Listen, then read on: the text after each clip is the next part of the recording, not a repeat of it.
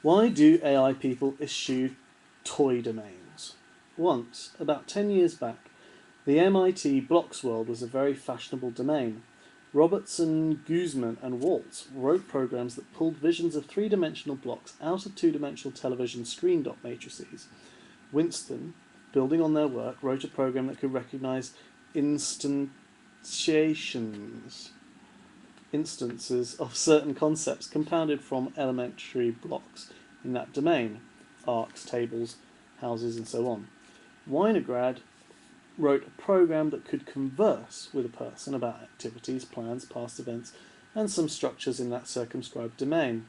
Sussman wrote a program that could write and debug simple programs to carry out tasks in that domain, thus effecting a simple kind of learning. Why then did interest in this domain suddenly wane? Surely no one could claim that the domain was exhausted. Every one of these programs exhibited glaring weaknesses and limitations and specializations. The domain was phenomenally far from being understood by a single unified program. Here, then, was a nearly identical domain for exploring what cognition truly is, and it was suddenly dropped. MIT was at one time doing truly basic research on intelligence, and then quit. Much basic research has been supplanted by large teams marketing what they vaunt as knowledge engineering. Firmly grounded engineering is fine, but it seems to me that this type of engineering is not built upon the solid foundations of a science, but upon a number of recipes that have been worked with some success in limited domains. In my opinion, the proper choice of domain is the critical decision that an AI researcher makes when beginning a project.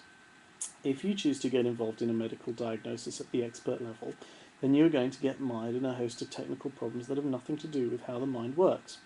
The same goes for the other earlier cited ponderous domains that current work in expert systems involves. By contrast, if you are in control of your own domain and can tailor it and prune it so that you can keep the essence of the problem while getting rid of extraneous features, then you stand a chance of discovering something fundamental.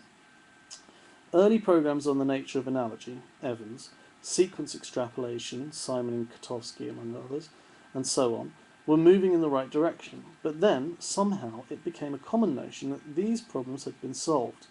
Simply because Evans had made a program that could do some very restricted types of visual analogy problem, as well as a high school student, many people thought the book was closed. However, one need only look at Bongard's 100 to see how hopelessly far we are from dealing with analogies. One need only look at any collection of typefaces, look at any magazine's advertisements for a vast variety, to see how enormously far we are from understanding letter forms. As I claimed earlier, letter forms are probably the quintessential problem of pattern recognition.